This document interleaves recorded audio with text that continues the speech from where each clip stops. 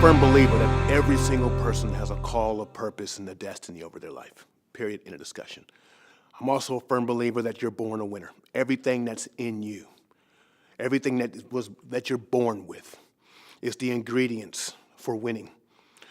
The particular destiny and the particular purpose. But let me tell you what happens is that throughout time or through time, first, second, third, fourth grade, the world begins to mold, manipulate, and shape you and to destroy your dream and to point you in a direction from winning to success. So when we're younger, remember when we were younger, we could, do the most craziest things and we can dream and we had so many great ideas and ambitions and goals. And then over time, that begins to dwindle.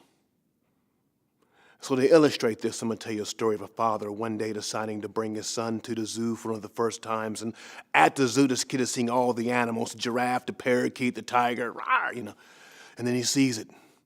He sees this humongous elephant, but he notices the elephant's being held by a small chain or a rope.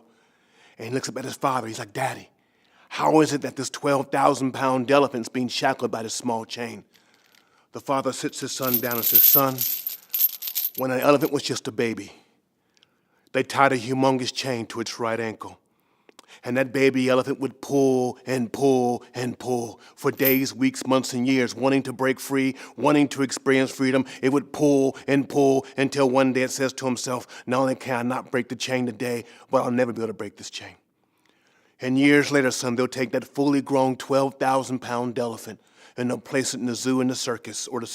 And when that elephant begins to walk, 12,000 pounds, when it feels that tug, not of a massive chain, but that of a small chain, that same 12,000-pound elephant could snap 100 chains, but it was taught, it was conditioned, it was socialized when it was younger. The one thing you can never do is break these chains. The one thing you can never do is break free.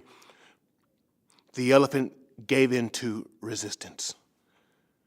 So the third or fourth grade, and they're like, little Johnny, you can't become a missionary, or you can't do this, or you can do that. And we begin to abort into abandon our call, or we get offended, or we get hurt, or we get wounded at the resistance. And so we begin to focus on the resistance instead of focusing on where you're going. Remember earlier I said you change your focus, you change your life. And so now your life is pointed at the resistance versus pointed to where you're going. And once you change your focus to the resistance, then offense enters into your life and you can never achieve your destiny because now you are not in agreement. You see, physically you're pointing this way, emotionally you're pointing that way, spiritually you're pointing that way. You're not in alignment. You've allowed resistance, you've allowed bitterness, you've allowed offense, you've allowed rejection, you've allowed pain to steal your focus. I was playing football, and there was a guy across from me, and he would talk, and he would talk, and he would talk the entire game. And his sole purpose was to take my mind off the play and to focus on him. And once I did that, he brutalized me.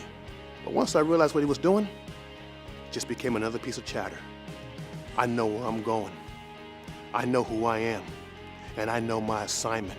And if you ever can line that up and fight resistance, you will change the world.